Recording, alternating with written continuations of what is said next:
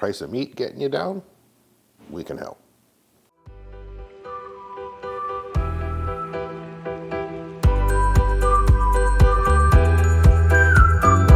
Welcome back to TGI, the cooking side. Today we're going to talk a little bit about trying to stretch your dollar, especially in this climate of high food prices. We've gone back to some of the things I learned as a kid from my mom. Both my parents were born and raised in the Highlands of Scotland. Didn't have a lot of money, didn't have a lot of food, but they were really, really adept at working with very little and being able to provide for a family. So given the climate we're in now, I've gone back to some of those things just to help keep the costs in check. So we're going to deal with some of that today in hopes that maybe on some of this you guys might find helpful. Okay, so today we went down to Costco and we picked up a bulk pack of boneless chicken thighs, and that was about just about $29, and that's about 4.2 pounds of chicken. When you break that down, it's about $5 a pound. Then we picked up an eye of round, and that works out in this package to be about $7 a pound. Out of this, we're going to get marinating steaks, stew beef, hamburger, and stir-fry beef. Now, for these types of projects, there are some things you need to have. Obviously, a sharp knife. Ideally, if you have like a KitchenAid or a meat grinder or some way of grinding meat to get your own hamburger, that helps. Vacuum sealer would be best. You can use freezer bags if you're planning to use it relatively quickly. Freezer bags gives you a bit more time before you need to use it up. And so we're going to do the work to process this and save ourselves some money. With the global prices of food these days, it is just crazy what's costing us. So after I went to Costco, I swung by our own local grocery store and I compared the prices. So when I looked at buying the boneless chicken thighs in the smaller packages, they were wanting, I think, $19 a kilogram. This was $14 a kilogram. For stew beef, marinating steaks, all those other things compared to the price of this, what did that work out to now? I think it worked out to $21 a kilogram. I paid $11.99 a kilogram for this. This we paid $15 for, and this was closer to $19 a kilogram in the grocery store. So as much as it's a bit of work, there is some savings to be had.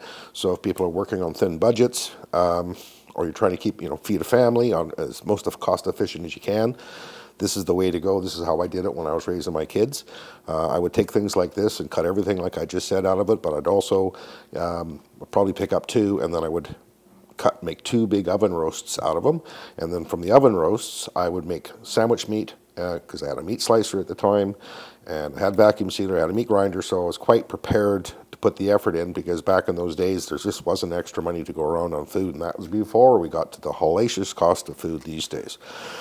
So we're going to go through this and show you how I deal with it.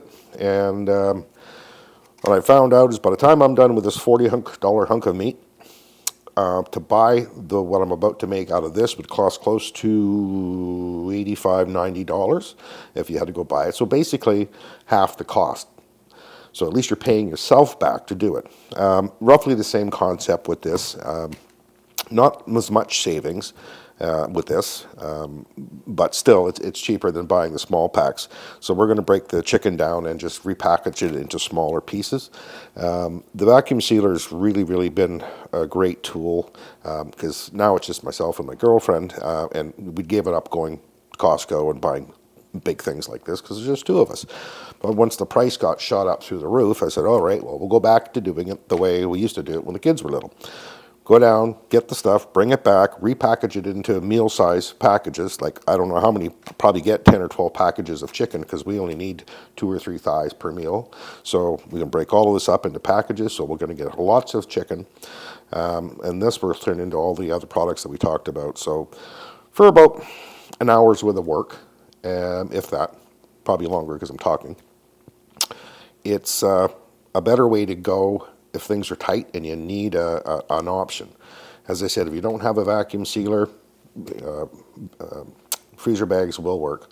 If you don't have a meat grinder, maybe you know somebody that has one that you can borrow, because hamburger's still relatively cheap by comparison. Nothing's cheap anymore. But still, and if you need sandwich meat, actually, this is the reason I did the roasting and sandwich meat, because when you buy packaged sandwich meats from the grocery stores, they put so much chemicals in there to stabilize the meat so it doesn't go bad. You're actually ingesting so much bad stuff into yourself and your kids. At least here, Costco, we know what they feed the animals, we know how they're looked after, so we know we're dealing with a raw product, and there's no additives into this, so you're getting the most healthy version of sandwich meat that you're going to get. And again, takes a little bit of work, but definitely worth it in the end. All right, here we go. Got it out of the package. Tune up the edge of the knife. Okay, so this eye round usually comes with a cap of fat on it. So we go and trim as much of that off as I can get away with, but I don't throw it out because I actually hang on to this and I freeze it. So when we're making sausage, I actually add that back in, because for sausage making you want a certain percentage of fat. So we're not even wasting the fat. It doesn't take very long, but it does take a nice sharp knife. Wish I had one.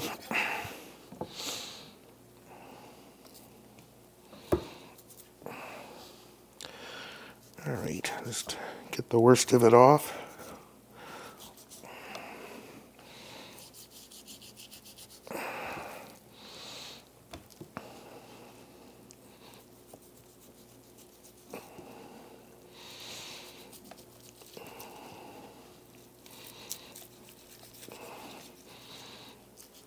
Usually I find if you lift up on the fat rind like this, you can get it separated from the meat pretty well. Okay.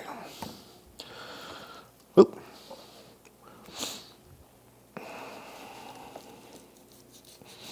Don't want to cut all the fat off. Of course, this fat is flavor, and we know that, and we know it's not good for us, but damn it, sometimes you just want the taste.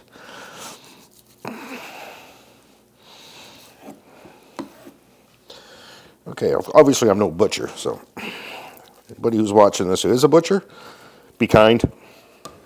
Okay, so from this point, I start off by just taking the end off of it. And I'll put that aside. We're here on my other board. And then I start cutting about 1-inch steaks. Now there's a little bit of marbling in there, but it's not a lot, so these are going to be fairly lean as far as that goes.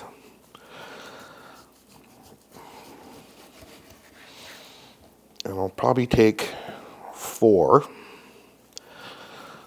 And these will be for marinating, because this is a relatively tough cut of meat, which is why it's cost effective.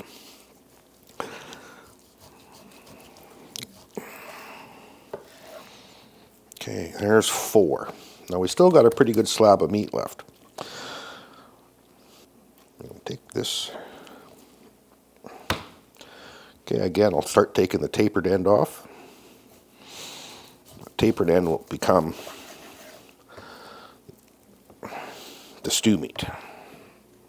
Or if you wanted, you could make it as a roast. You can stop right there if you want to. Then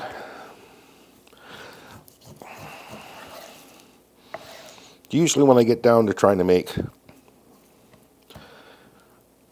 the strips for stir fry, I usually like to put this in the freezer for a half an hour just to stiffen it up, because you're working with fairly thin pieces, and it is easier if the meat is partially frozen. It's a little tougher to get nice thin strips when it's at room temp or out of the fridge. But I'll do away with that today, because I am kind of running out of time.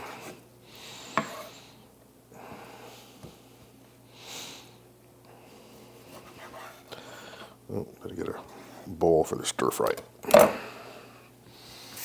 keeping your hands clean is very important, especially when you're dealing with pork, chicken, beef, anything like that. Clean, clean, clean. All right.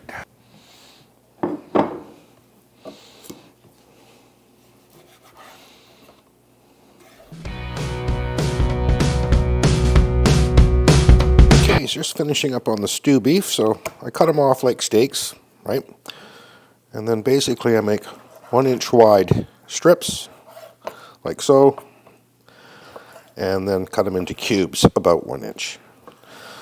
It's good to keep them as close to the same size as you can for more of an even cooking, but the other reason is that from time to time I'll pull out a package of stew beef, fire it through the meat grinder and make hamburger out of it, and this size fits nicely through the meat grinder. All right, so we're just about there.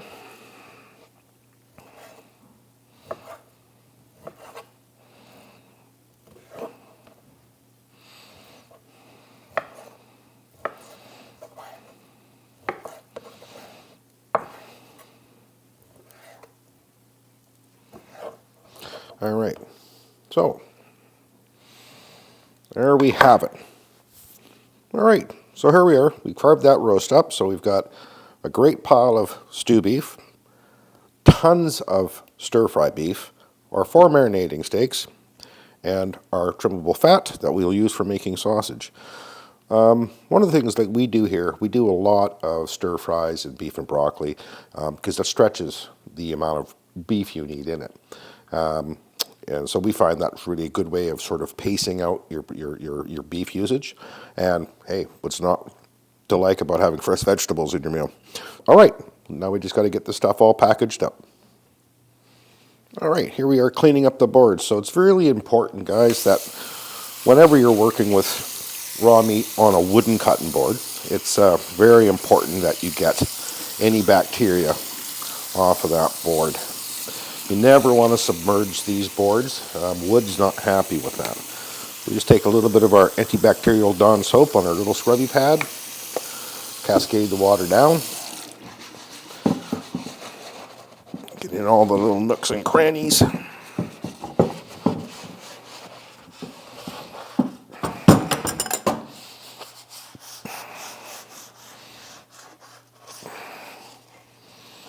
As a woodworker, I know how important it is to look after your wooden cut boards, so we don't put them in the water any longer than we have to, and it's a really good idea several times a year to re-season your boards with a good cutting board wax. Maybe you'll put up a video as to how to care for your wooden boards so that they should last you a lifetime. All right, so there we go. Now, rinsed, cleaned, sanitized. We let that sit in the sink, let it drip dry, and then put it back and it's ready for next time. All right, so I've got the old vacuum sealer out. So what I do is I pre-make the bags first. This is the process that can take a little while.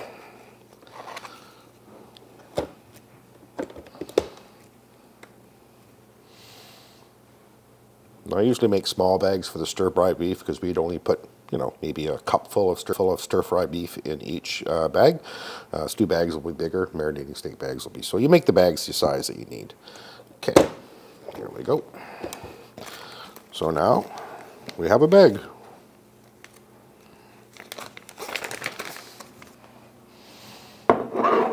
Okay, so with the stir-fry beef, we just take in, and we usually keep them in small portions because most of the time it's just the two of us. And if we have company over, then we just grab more bags if need be.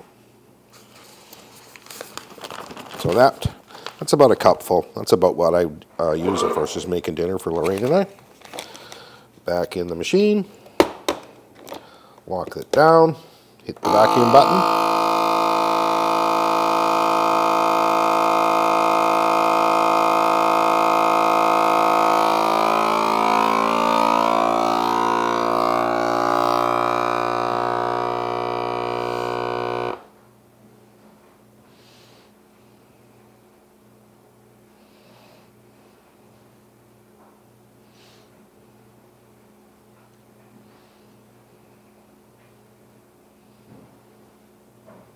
And it's done. So there we have a perfect little sealed bag. I believe they're good for like 6 months in the freezer. Never seems to last long enough around here to test that theory, and I don't care to. The only other thing I do with these, I'll take a Sharpie and I'll write on it, stir-fry beef, and the date, just a month, November. Or get a better Sharpie. So what that does, when we're rifling through the freezer, we can look to see which ones are the oldest, make sure we use the oldest ones first, keeping the fresher stuff, cycling it properly. And then, because once it's all frozen, you can't tell, is it stir-fry beef, is it stew beef, what is it? So we label it and put the month on it so we know effectively what we're getting and when it was sealed. All right, so here we are, end results. So look at what we got done. We have got 5 packages of stir-fry beef, 3 packages of stew beef, two packages of 2 steaks marinating, our fat for sausages later, and then with that package of chicken, we managed to get 6 bags of 4 thighs each. So for $70, go and compare that to what you're buying in small quantities at the grocery store. For anybody who's really looking at ways of figuring out how to cut some corners on the cost, this is one of them. Thanks for watching.